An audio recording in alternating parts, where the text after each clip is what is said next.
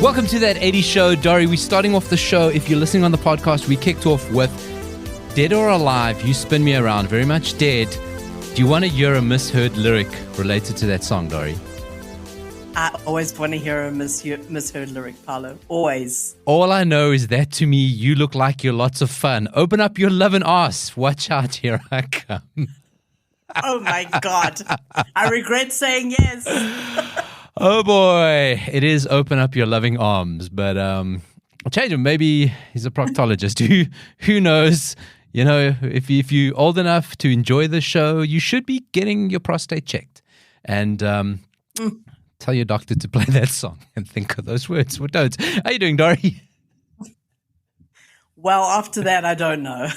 You know, it's a very low bar set. A bit too much ass for the start of the show, actually. I know. I feel it's going to be one of those days. I feel this show. We were so prepped this week. I had the show ready on Monday already, Dori. Monday, ready to go. Ready to go. So excited. So excited I was. Now listen, I had to start with that song to remind me of something that I've recently discovered, right? So yes, everyone loves Paul Rudd, right? You love Who Paul doesn't Rudd. love Paul Rudd? Who? No. Who on earth? You cannot unlove him, right? He is. I mean, a vampire. Doesn't age. I have a deep, deep love for Paul Rudd. I know. It's deep. It's very deep. It's as undeep as one of his non-existent wrinkles, if that makes sense. You know what I'm saying? What I'm trying to say is he doesn't have wrinkles. He doesn't have wrinkles. Doesn't age. Hilarious. Funny guy. Action star. Hilarious. Right? So, yeah. One downside, he's friends with Jimmy Fallon. I hate Jimmy Fallon. Okay, it's so annoying. I mean, I don't hate him. He can be annoying, but I don't hate him. I don't hate him. He is annoying. I don't hate him. Yeah. So they do a thing. So Paul Rudd's often on Jimmy Fallon's show. They do parody songs, right? But they also do reimaginings of 80 songs. Okay. So the first... And for this reason, we should interview Paul Rudd. Well, of course. Of course. You right? know? Just saying. So the first one I stumble on, okay, not 80s. They do the King of Wishful Thinking, right? Yes. By early 90s. Early. Oh, I mean, it's March 1990, so it's obviously recorded in 80. It was recorded in 1989. Of course, absolutely. Right? So it was imagined in 1988. So the first one, it was. They must have written something. Right. So the first video they do is a remake of The King of Wishful Thinking by Go West, right? Right. And it's like a shot-for-shot. I haven't watched that. I need to see that. It's great. Okay. It's a shot-for-shot recreation, but it's quite funny because Paul Rudd has wearing like facial prosthetics to look like the lead singer. And they remake the video. They don't make fun of the video. They just remake it. So I find that. It's a couple of years old. Missed this. I find that, and then I find they have done a remake of You Spin Me Around by Dead or Alive. So, of course, I'm going to watch that, right? Now, you watch it and you go, surely they are making fun of it. Surely they are over-exaggerating the things. Surely, like they've... And I did exactly that. I watched their version and then went, nah, no ways, and went to watch the original, and my jaw dropped. It's like they have... Exactly that. They have not made fun of one thing. They have not overacted. They have not over-dramatized. In fact, they've scaled it down because there are numerous members of Dead or Alive and there's only 2 of them. So, in fact, they scaled it down. Yes. But what they did, I noticed, because Jimmy Fallon's role is obviously a composite of the rest of the band, but he's got a glorious wig of flowing locks. Amazing. Which the rest of the band did not have flowing locks. No, they didn't. And even Paul Rudd. What is the lead singer of Dead or Alive? What is Pete Burns? Pete Burns, right? So Paul Rudd's got a Pete Burns wig on, and you go, okay, surely again, obviously just being silly. No. Yeah. Exact In same fact, hair. Pete Burns' hair was downplayed. bizarre. Yeah, that's what I'm saying. Yeah. Did you see the version where they've got the two videos side by side? No, I need to do that. It's on that 80s Show SA Facebook page right now. I posted it last week, but it's back on right now. So you can go look at it, that 80s Show SA Facebook. And there is a side by side of the two videos. And you're going, they did not overact a thing. They did not labor on one thing. We should learn from them. But we will not. I wonder what made them do that specific song and video. Out of all the songs and videos that exist in the world. Because it's hilarious. It is so hilarious. Silly. But Dead or Alive they were silly. They weren't they didn't really take themselves that seriously. No. One eye patch, you know? Yeah. Shame. Pete Burns, he came to a very bad end. Yes, very, very abruptly. Rest in Pete. Rest in peace, Pete. You should have gone with the first one. I'll back you on the first one. So we're going to jump straight into, we do this thing every week, movies or television or reminding you of something, right? You don't have to watch it. We'll post up trailers, we'll post up our favorite bits, but we just go back to the 80s or talk about 80s inspired stuff happening today. Now, last week, oh boy. Yeah. I don't think I had a bad movie. You just had an exponentially better one. Did you watch it? No. Hello. No. You've had a week. I know. Dori, for a change, I was busy. I'm never busy. I never have anything. I was very important this week. I went to a summit with a telecommunications company. A summit all day. That's how busy I was. Did you learn anything? I learned that when you stand on stage, the lights are very bright. I much prefer doing podcasts. I don't like being on stage. Right? Did you speak at the summit? I did. I presented something. A summit. Oh, my God. Yes, Dori. I did something. You underplayed it. You said you went to a summit. You should have said, I presented at a summit. A lot of people presented, but okay. Dori, it derailed me. I couldn't even watch. I could only watch 5 80s movies a week. Which all makes sense. And yet Cocaine Bear was not one of them. I know, but you know what? We know what it's like right now watching movies, right? Because I know. We'll talk about it. It's all part of my setup, right? So let's get into, Dori recommended Cocaine Bear last week. You got to go watch it. I'm going to come punch you in the face, right? So that's what you're doing. Do it to shame me. Film shame me, right? Okay. I don't want this to become another Princess Bride. That's all I'm saying. A what? I don't want this to become another Princess Bride. What's that? What's that? You don't watch it on purpose because. What's a Princess Bride? Is that a Disney movie? Is that the one where like a Disney princess comes to life and lives in New York? Because I watched that one. No, Paulo, we've had this discussion. I'm not even going there. So I'm sending you a picture. If you don't know, out of principle, Dori and numerous fans of the show have said, you got to watch The Princess Bride. It's outstanding. But I'm like, no. It's a lame movie. And then no, it's very, very funny. And it's kind of gone so long now out of principle, I can't watch it. I can't watch it now. So do you know that I contacted your cousin Louis? Yeah. And said, you need to make Paulo watch Princess Bride. And he went, yeah, I haven't watched it yet either. Oh, I see. But so why don't the two of you have a movie night and watch it with your kids? We are manly. Because it's kid friendly. We are manly men. How dare we watch Princess Bride? We're not. One day, Paulo. One day. For 1 hour a week, I can be macho, patriarchy, alpha male 80s guy. The rest of the time we've got to be sensitive new age guys. But like one day a week, I transport myself back to the 80s when men were dicks. You may say nothing changed, but that's where, Okay. I don't like your conspiracy, by the way. Conspiring behind my back. What, going behind your back to your cousin? I don't appreciate this.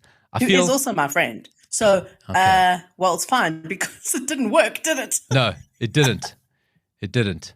I don't appreciate this. I feel very much like Thomas Anders, and there's all these machinations happening behind my back in modern talking. Dieter. Did I deter you? You detered me. God damn it. 15 minutes in and I've been detered. So, Paulo, before we talk about my movie, I'm sending you a picture on WhatsApp. Oh. It is a shot from the movie. I could not find anything online. I could not find this particular image online. And do you know that you cannot screenshot Netflix on your laptop? I don't know if you've ever tried to do this. Yeah. It doesn't work. Yep. It does so I had to not take work. A photo. I had to take a photo of my laptop screen of this shot that I wanted you to see. I think that's... If you have watched this movie, that's public you will service, recognize though. it. I think we've got to say, I do recognize that, but I think as public service, we've got to say, now you know that. You cannot, Netflix, any streaming platform, doesn't let you screenshot. You cannot screenshot it just because black. Ridiculous. I don't know why. I mean, what are we going to do with a screenshot of the movie? What are we going to screenshot every single frame and put it into our movie? That's what we will do. I mean, I suppose there are programs that could do it. I suppose, but I mean, it seems like a really complicated way to pirate a movie. It's very laborious. Because then you got to dub in the dialogue. Oh, it's a whole mess. The whole thing. Exactly. Someone will do it. Sync it up. Anyway, if you've seen the picture that I've sent you, which for me is just the most gloriously 80s picture, you might recognize you might have seen the movie. It is currently on Netflix, this movie. So I did not know. Can I describe it? Can I describe it? Please describe the picture, which we will also put up on our Facebook page. It is a bit dodgy because, as I said, I had to take a photo of my laptop screen. It's a bit of a dodgy quality picture. No, it's quite fine. My assumption is this is not a movie from the 80s. It's a movie set in the 80s. Correct. Because that is a movie from last year. Yes, that's a new actress. She's wearing a yellow jacket. Yes. It's not the movie Yellow Jackets, the series, because that's also set in the 80s. No, it's not. But she is in a store about to make... She's deciding, what do I buy? Because she's presented with numerous fluorescent sun visor peak caps, but the ones with the plastic. Remember those? So it's the white band. I mean, plastic. I had forgotten that these existed in the world until I watched this movie. Oh my God, there's and pink, as soon as I saw them, I went, "Oh my God!" I had loads of those. I loved those. All loved them. I remember we used to buy them at Sun City. Specifically. Yes. I remember buying them at Sun City. Oh my God. Do you know, Dori, I'm going to Sun City this weekend. And as I looked at this photo, I went... Do you think they would still have them? I was like, that is Sun City. That you always used to buy them with the Sun City. Red, yellow, blue, and green. You know? Yes. Like a City Golf. This is... Okay, so this is what she has to buy. You're mixing your 80s memories. It's just this mess of 80s in my brain. And I'm like, how do you even make... And then there's a guy behind her who's obviously somehow involved in this. He's trying on 80s. That's her brother. He's trying on the sunglasses. Sunglasses. Yes. Some nice sunglasses there. Not as great as the peak caps. I'm intrigued. Are you intrigued? I'm intrigued. I don't know if you've watched this movie, but it is easily accessible on Netflix currently. I started watching... So the other night I actually had some free time. And I was like, I don't really feel like watching the usual series stuff. I feel like a movie, just like a once-off. Yeah. And I went to my Netflix list, and this had been on my list for a while. I had no idea that this movie was set in the 80s when I pressed play. As soon as I pressed play, I realized, oh my God, this is definitely the 80s. And then I was like, oh my God, I can talk about it on the show. Brilliant. So this is a movie called White Noise, which is on Netflix. Now, I remember it came out a few months ago on Netflix, and I remember one of my friends raving about it. And then I kind of forgot about it, but I did put it on the list, and then I was like, I'll get to it eventually. Oh, I started watching this. Did you? Adam Driver. Yes, Adam Driver, who does not look like himself not at all. Movie. No, you don't recognize him. He does not look like Kylo Ren with his massive milkable nipples. He looks nothing like himself. My kid loves Adam Driver, is watching this movie, and only halfway goes, is that Adam Driver?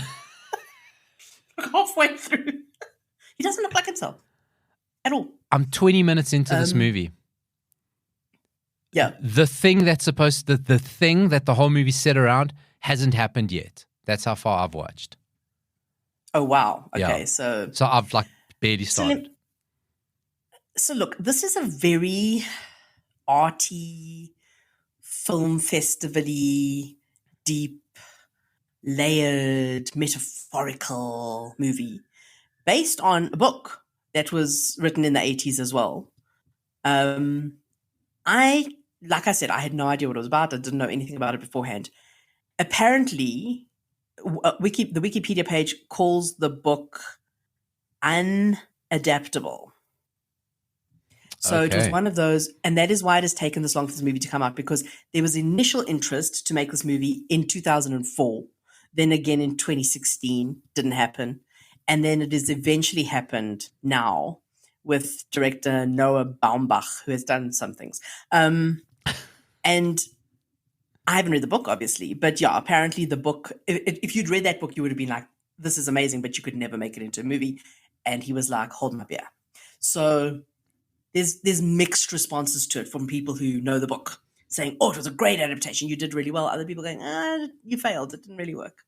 Now for me, so this movie is divided into 3 parts. It is one long story, but it is divided into 3 parts. The first and second part for me are amazing.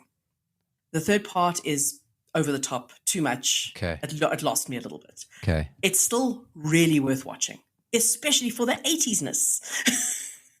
they have fallen down on one side though. There's no 80s soundtrack. There is a soundtrack done by Danny Elfman, but there's no 80s songs. And I'm like, come on, guys, just put some of the budget aside. When you're making a movie set in the 80s, just get 2 songs. 2 songs will make all the difference. Because a lot of the stuff will be kind of cheap. And listen, Adam Driver, he's not free. Yeah. Don Cheadle, Andre 3000 is in this. He's on cheap guys. I mean, Andre 3000 is in it for like 3 minutes. But they made such a big deal about, Andre 3000's in this movie. Okay. I literally didn't even notice him at first. I was like, where's he? He has got such a small role. It's not even funny. There are no small roles, Story. Right. Okay. Right. Only small actors. So in a nutshell, I'm not going to give the whole story away because it is worth watching. But it's and this is the other thing, is that it's got. Do you remember? And you've seen it on.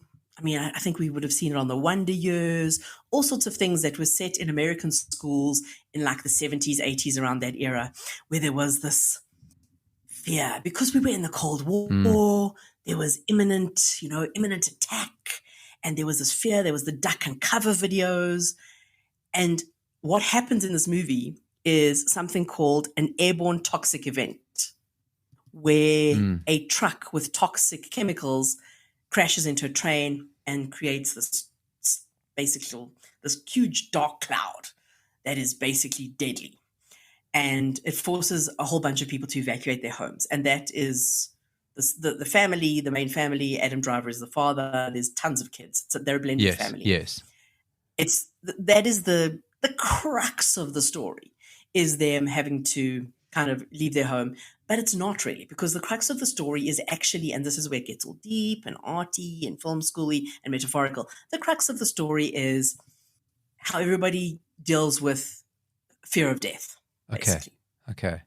That is the underlying theme. Also, the whole idea of what is family, because they are a blended family. For him and his wife, the characters in the movie, it is both their 4th marriages. Okay. I didn't pick that up, right? Yes, which is crazy because she looks ridiculously young. Yes. And I mean, it's Greta Gerwig. She is young. Yeah. She is not an old person.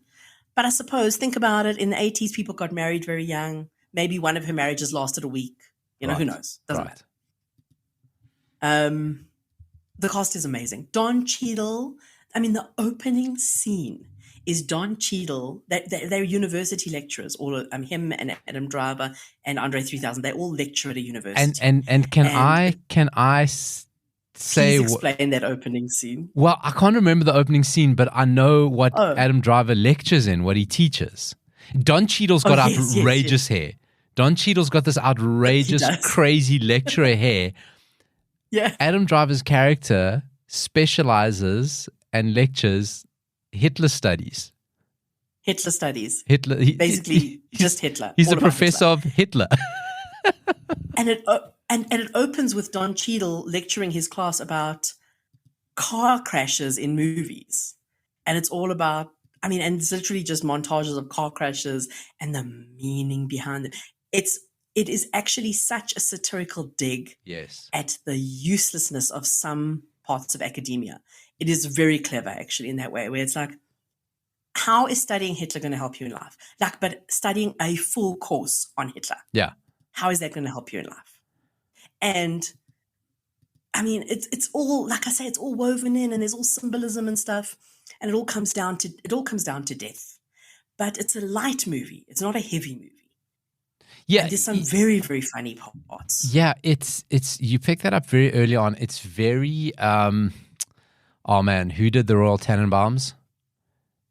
Oh, Wes Anderson, yeah. It's got that feel to it. It's not quite there, but it's got that surrealist type of feel. But I know what you mean, exactly. And the bright colors. From what I've seen so far, there's a supermarket that they keep getting drawn into. Are they? Do they take? It's amazing. Well, do they stay in the supermarket? That's where no, they don't. There's a couple of visits to the supermarket, and the supermarket is also, it's almost a character in the movie, and that's where that scene is with the girl with the peak caps, and she's one of the daughters, by the way. Yes. And the end credits of this movie is like, you actually, if you don't watch the movie, that's fine. Just watch the end credits, which I think is probably a standalone video on YouTube.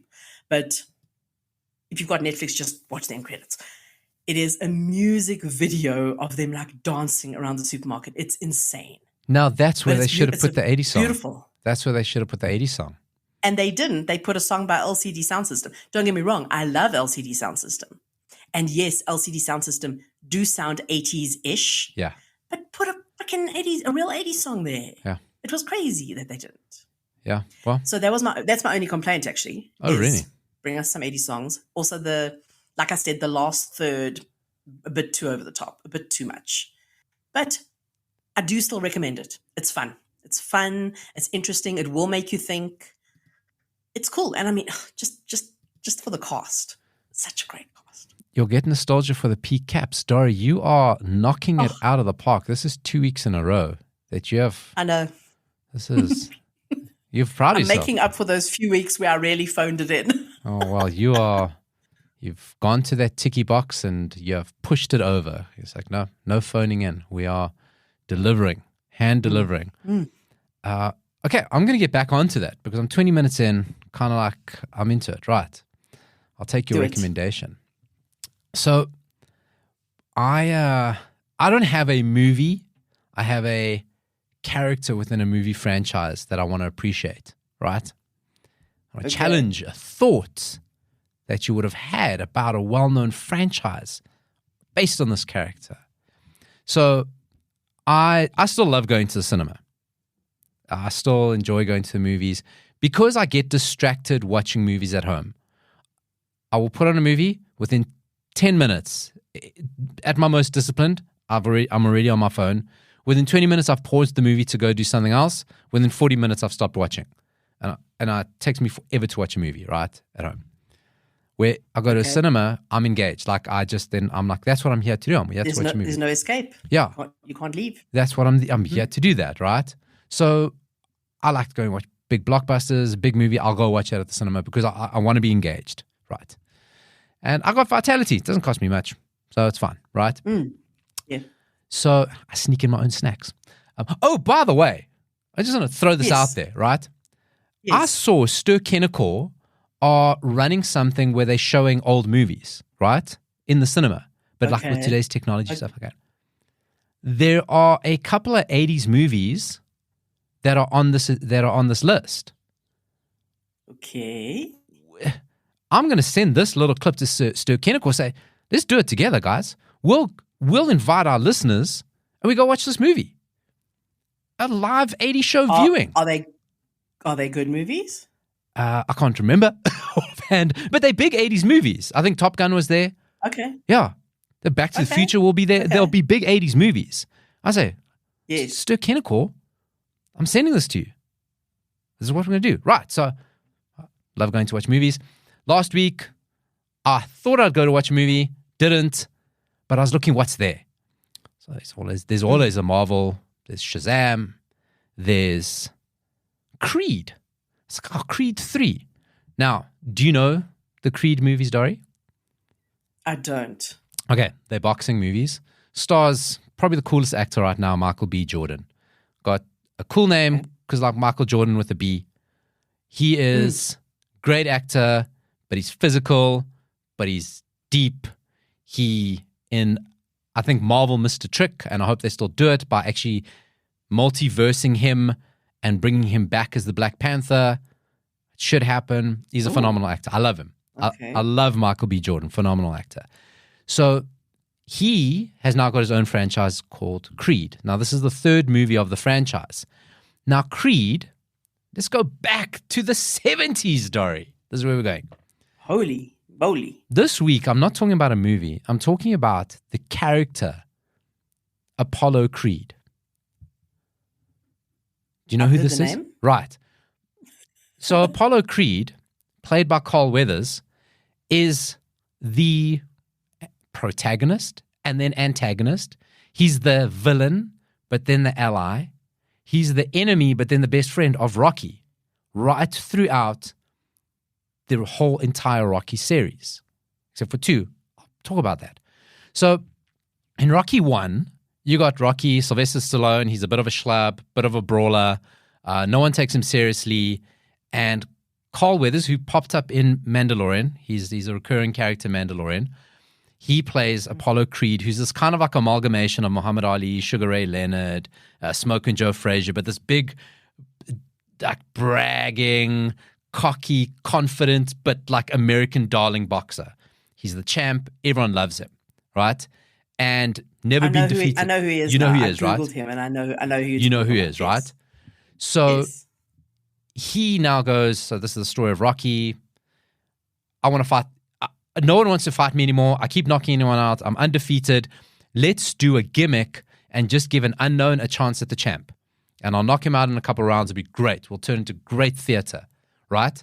So he does this, sets it up, taunts Rocky the whole way, pushes his buttons, and just makes him an idiot. And everyone's like behind Apollo Creed. Now, why Apollo Creed, kind of like looking back into this, was such an interesting and inspiring character for America, because at this time, a black character wasn't the dominant character. He wasn't the champ. Right. He was the underdog, right? A black character would have been Rocky. When he's America's darling, to the point that he wears the stars and striped shorts, and everyone loves him, right? And in a couple of things I was reading say, like in cinema, it was so important in the 70s especially, and you'd probably even say today, to see a black character being the main man, being America's darling. So obviously in the first Rocky, they go 15 rounds. No one's ever taken Apollo Creed 15 rounds. Rocky takes him 15 rounds, still loses. And there was a big fight with the studio. Sylvester Stallone was adamant that Rocky doesn't win. The studio said, let him win. He said, that's not the point. It's not about winning. It's about going the distance. So anyway, so Sylvester Stallone wins in the end and goes the distance with Apollo Creed. Rocky 2, Apollo Creed, Rocky 2 picks up like kind of just after the fight. I challenge you again. That was nonsense. People are saying Apollo Creed fixed the fight. He can knock Rocky out. He's finished. So now the whole of Rocky 2 is set up with this fight. And guess what? Rocky 2, sorry to ruin it for you. If you haven't watched Rocky by now, I'm sorry. Knocks out Apollo Creed. Rocky's the champ. Right? Right. Rocky 3, now, because they've been enemies, and Apollo Creed's kind of been the bad guy through this whole. He now comes out because Rocky's coach has died by this point. Apollo Creed says, I want to train you. All right? Because now there's a new box on the scene, Clubber Lang, played by Mr. T. Right? He says, he takes Apollo Creed down. Apollo Creed says, listen, you got to avenge me. I'll train you to fight this guy. I know you don't want to box anymore. Lost your trainer. I'll train you. Now, Apollo Creed is the first Rocky set in the 80s, or the first Rocky in the 80s, right? And how do you know it's set in the 80s? Because it introduces, I'm going to put this up on that 80s Show Facebook page, not only the best montage, because now the 80s were perfecting montages, but the most homoerotic montage of Rocky and Apollo Creed working out on the beach, training on the beach. You've seen the GIF, Dori. It's the two of them in tiny little string vests, tight shorts, sprinting on the beach, close-ups of their glistening thighs, muscles rippling.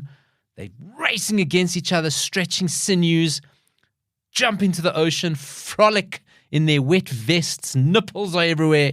Everyone's glistening. You had me at tiny shorts. Oh, peak Sylvester Stallone in tiny shorts. Peak Carl Weathers in tiny shorts. Right? Now they love each other. Now they're best friends. Guess what happens? As Rocky's about to fight Clubber Lang, Apollo Creed gives him his shorts. So you got to fight in my shorts. My red, white, my stars and stripes shorts. We frolicked in the ocean. Were they clean? That's the joke. He says you got to clean them. You can wear them, but you got to clean them. It's actually Apollo Creed gives Rocky the eye of the tiger speech. He says, you got the eye of the tiger. And guess what happens? Survivor, eye of the tiger plays, right? Now, they're friends, coaching, training. Apollo Creed and Rocky 4. A lot of Rockies, Dori. A lot of Rockies. So many Rockies, I know. Many. Yeah, well, franchise. That's what I'm saying. So Apollo Creed now, Rocky 4 gets called out of retirement, but he's about 50 years old. He shouldn't be fighting because he wants to fight this new young kid, Ivan Drago, played by the nipples of Dolph Lundgren. My God. If you want to see Dolph Lundgren's nipples as Ivan Drago, I mean, they are sources. I mean, that's the only description. And this is where, sorry, spoiler alert again, Ivan Drago kills Apollo Creed in the ring, knocks him out dead, kills him. Really? Yeah, and Rocky blames himself because Apollo Creed says, do not throw in the towel. I'm going the distance with this guy. I don't care what happens. Don't throw in the towel. And Rocky wanted to, and Apollo Creed said, don't do it. Guess what? It dies. So now Rocky, what do you got to do? He's got to go to the USSR. You mentioned Cold War earlier. He's got to now fight Ivan Drago in a no-holds-barred, unsolicited fight in Russia. Oh, my God. Cold War. USA versus America, Russia. In the shorts. Was the wearing Russian shorts? Red shorts with the sickle, the whole thing. Yeah. Symbolism. Cool. Dripping. Sinew dripping. They're dripping. Just everyone is dripping nipples. There was symbolism dripping off nipples. Just symbolism. Thanks, that's my band name now. Symbolism. Rocky beats him. Of course he does. America beats Russia. What are you going to do? This peak of the Cold War. But now Apollo Creed's dead. Now he's out. Then they do Rocky 5. There's another Rocky. Then the Rockies are shit. They do 2 more. They're just a mess. They're terrible. Cash grabs. Everyone hates them. Time to put the thing to bed until they resurrect it with Creed. Now, Michael B. Jordan plays the son of Apollo Creed, Adonis Creed. He's the result of an affair that Apollo Creed had.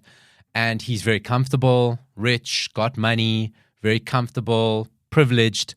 But he's a fighter. He goes, I know I'm a fighter. My father was a fighter. My mother doesn't want me to fight because what she saw, what my father was like in the end. He died in the ring.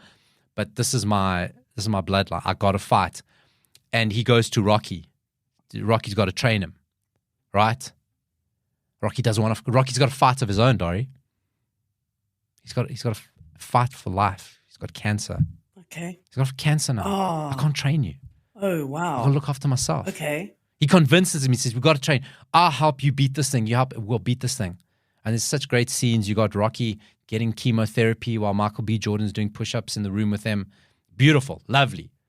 This arc. You've replaced my father. You've replaced my mentor, my idol. Fantastic stuff. Right? So that now kicks off the Creed series. There's now 3. The third one starring Jonathan Majors, who, okay, a little bit of trouble this week.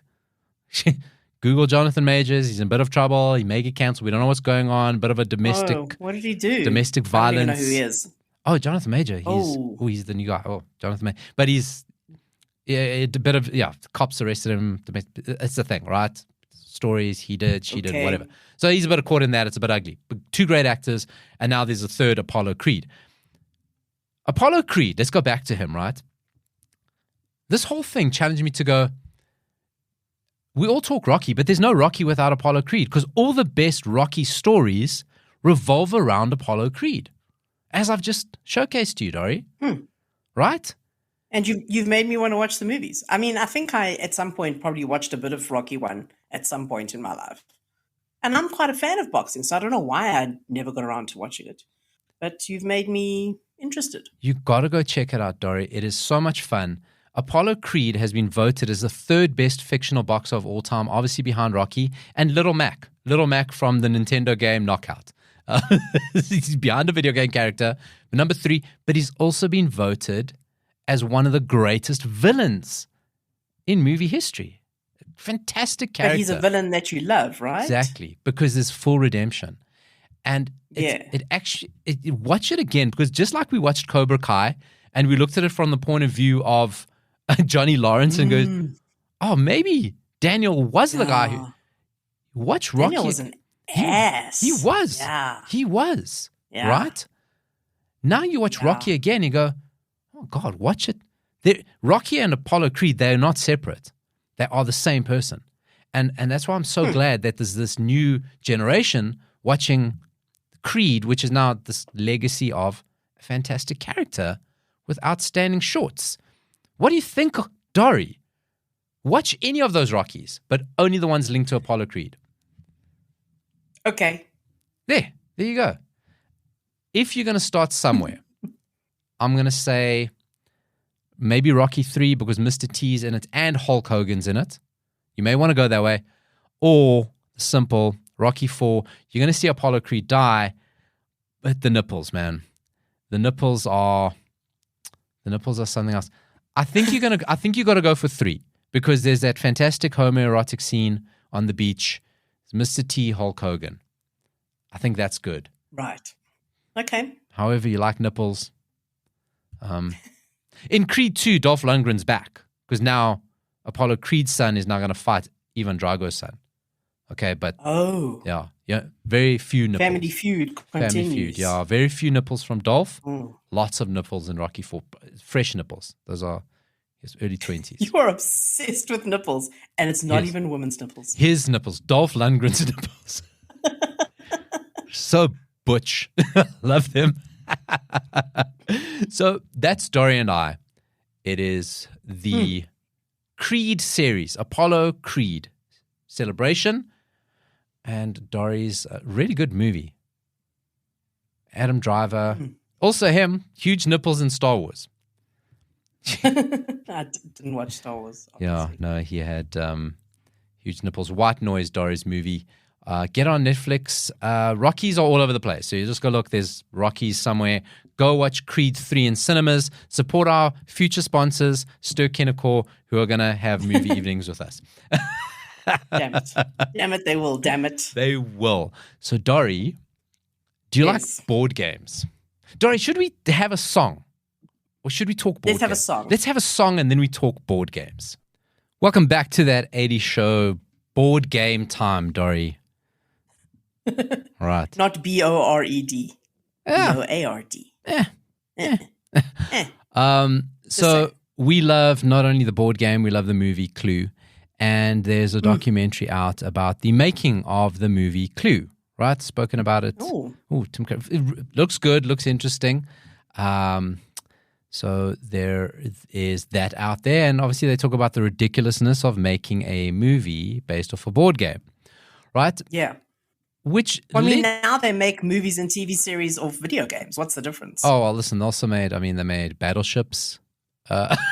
Yeah. Okay. There's a Dungeons and Dragons movie out. So, yeah, I suppose not that I'm sure there's a Snakes and Ladders movie somewhere in the universe. Oh, my God. There has to be. I'm sure there's been a monopoly. Anyway. But it took me down a bit of a rabbit hole, this article, and I started finding board games, shameless cash board games, based on going the other way around, TV shows from the 80s, right? Okay. And I got some fantastic ones. So you can click on all the links. I got them all there for you, but I'm going to talk them through to you. We're going to put all these up on that A Show SA Facebook page. Okay. A board game based on the TV show Alf. Alf, the cat-eating alien, right? Yeah. A board game based on that.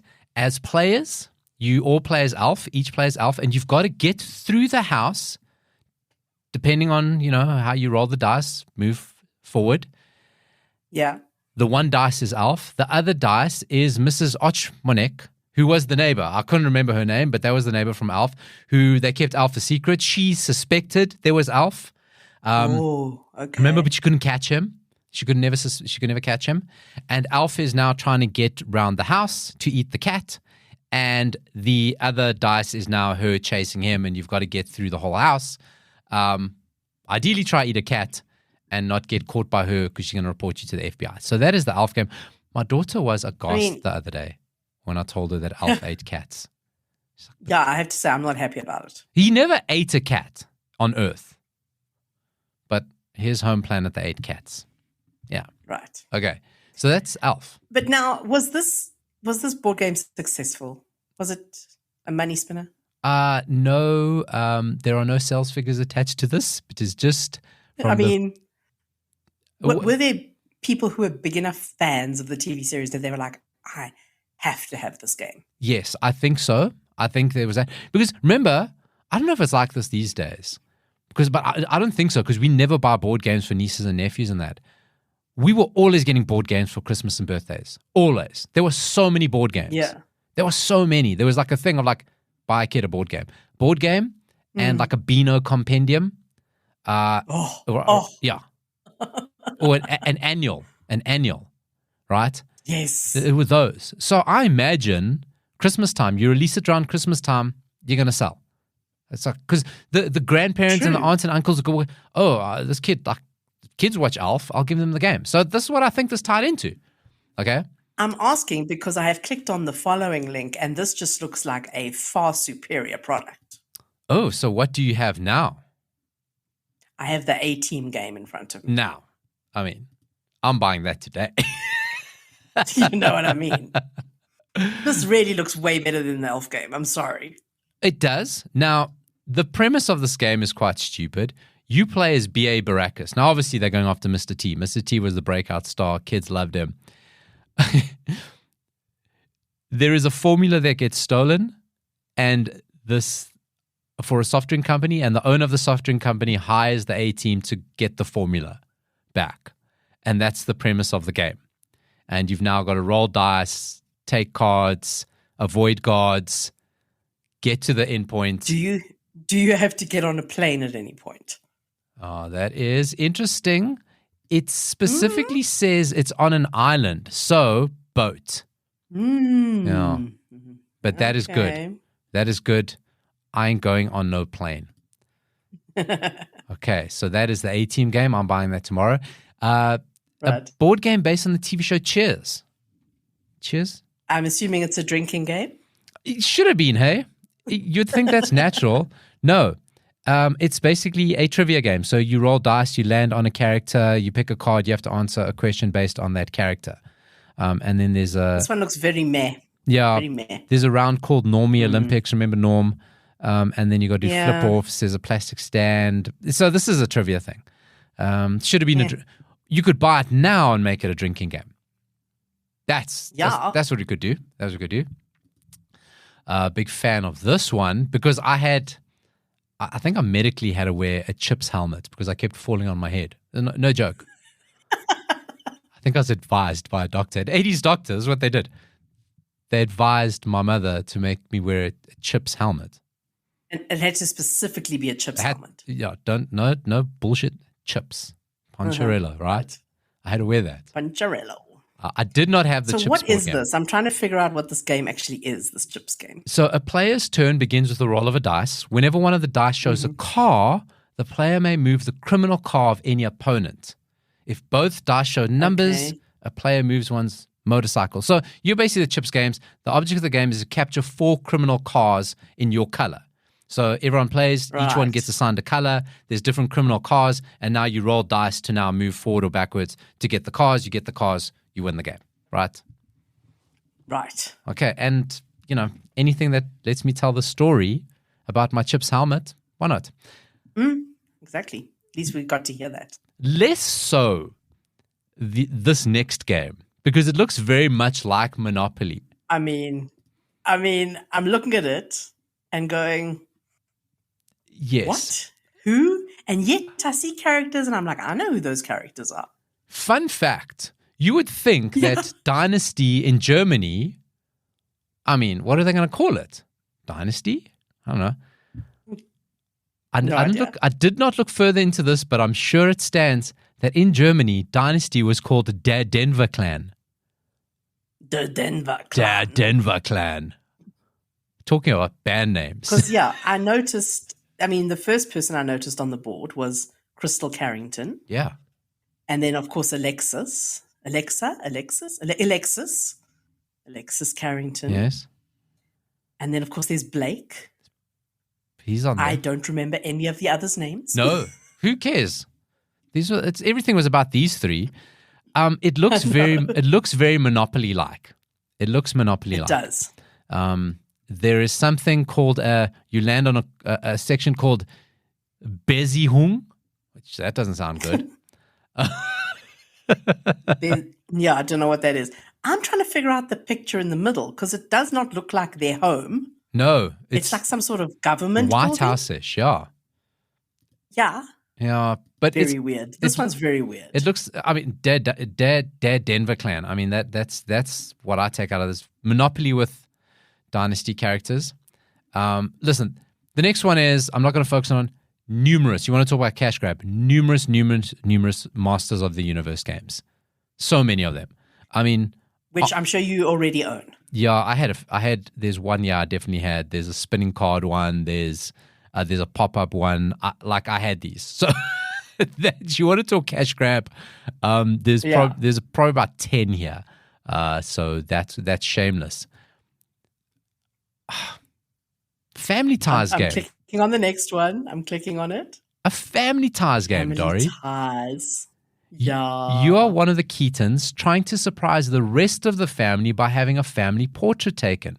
To do it, all you have to do is get all the family members together and have $100 in savings to pay the photographer. Obviously, that's Michael. It's a very specific story. Very specific. But getting everyone together isn't easy. As soon as you talk to one family member or watch what? Oh, okay. I don't know. Now I'm getting very confused. Somehow, then there's Skippy, the neighbor who considers himself part of the family and wants to be in the portrait. How does this game work? There's don't blink cards, there's money, there's instructions, there's say cheese cards. You play as Stephen, Alex, Jennifer, Mallory. No. This is cash grab. No. This is cash grab. Is dumb. This is somebody came up with a stupid game and they said, that game sucks. And they go, but I have the license for Family Ties. Sold. Let's make it work. 1 million boxes. A Mork and Mindy game. Yes, I'm looking at that one now. I'm trying to figure out what is the game. Meet Mork. He's from Ork. He's come to Earth to learn about our planet to win the hearts of Earthlings everywhere. He's brought along this crazy game that they play on his planet, and you've got to work people around and learn things associated to his planet. There's things called splinking, gibbling up. It looks very complicated. The board doesn't even go. There's different sides of a board. There is a spaceship thingy. This one's not grabbing my interest. This is not working. And then the final one is Murder, She Wrote. I'm going to guess you have to solve who's the murderer. Yep. One person gets chosen to be the murderer. Everyone else is a detective trying to determine which player is the murderer. So one of the players is a murderer. One of the players is the murderer. I like it. So it's what Among Us. The kids play Among Us these days. So you basically get a set of clues. Basically, have to deduce where people are to guess which person is the murderer. That sounds like fun because this one actually looks really good. Yeah. This one I would get. Yeah, that one looks the most fun. Terrible. That one and the A-Team, even though the A-Team story is not great, just because the board is really cool. Yeah. One thing strikes me, right, is all of the other games on the cover is a shot from, obviously a promotional shot from the TV show, right, on the box. The Murder, She Wrote one is drawn. And Angela Lansbury is scary as hell in this depiction. Doesn't actually look like her. No, not at all. Not really. Not at all. So of all the games, we're playing Murder, She Wrote board game. Yep, that's the one. I could do that. I could do that. So that has been that 80 show. That is board games. If you're a board game collector, go look at those Board Game Geek. That's the website we pulled a lot of that from. I want to finish off by telling Dori, I don't know how you feel about this, a musical, the stock Aitken Waterman musical called I Should Be So Lucky. Well, I know Barrett would be very excited. Oh, I'm excited, Dori. So, it's kind of like on the premise of Mamma Mia. There is a wedding that's about to happen, and then there are second thoughts, and it all plays out to the music of stock Aitken Waterman. Is this a theatre production or a movie? Theatre production is going to be a movie. It's going to be a movie. The first dates have been announced. It'll be starting in the UK in November. Worldwide domination, featuring songs by Kylie Minogue, Rick Astley, Bananarama, Mel Kim, Jason Donovan, Sonia, and Dead or Alive. I am going to out of all of that, it's just Jason Donovan I have to struggle through. The rest are okay. Too Many Broken Hearts are going to be in there. It's going to be probably going to get Jason Donovan to sing his parts. He's big on Broadway. I Should Be So Lucky, the stock Aitken Waterman musical. I'm not hating on it, Dori. I'm not hating on it either, Paulo, because, Rick and all that. Yeah. Oh, Rick Astley's in there. Yeah. So we'll keep you updated on that. They've been teasing this for a long time. I think it's been like a year already. They've kind of like been talking about it now. They've eventually announced dates. I just want to quickly say that on the show notes, you wrote SAW musical. And I was like, why are we talking about the movie Saw? It's not from the 80s. Ooh, how surprised were you by that? I was like, actually a bit disappointed that it wasn't Saw. Yeah, that actually would be better. It was a Saw musical. Sounds fantastic. Interactive theatre, all the patrons have to escape by the end of it. Yes. That's good. That's interactive. So this has been That 80 Show. Everything we've spoken about today, That 80 Show essay on Facebook. Everybody who's liking the page, liking our content, thank you. Please keep doing that. So many things we spoke about today. Phenomenal movies, examination of Apollo Creed, board game reviews, and it's only been an hour, and it feels like 3, and I'm sure for you it feels like 5. Dori, what is your favorite thing you learned in today's show?